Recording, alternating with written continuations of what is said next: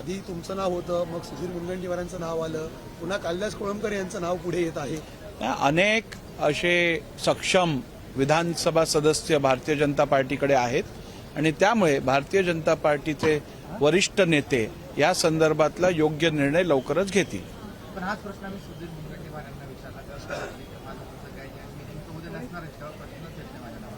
तर मला ते काय म्हणाले या संदर्भातली पूर्ण माहिती नाहीये, परंतु मी आपल्याला एवढंच सांगू शकतो की भारतीय जनता पार्टीमध्ये निवडून आलेल्या आमदारांपैकी अनेक असे सक्षम लोक आहेत.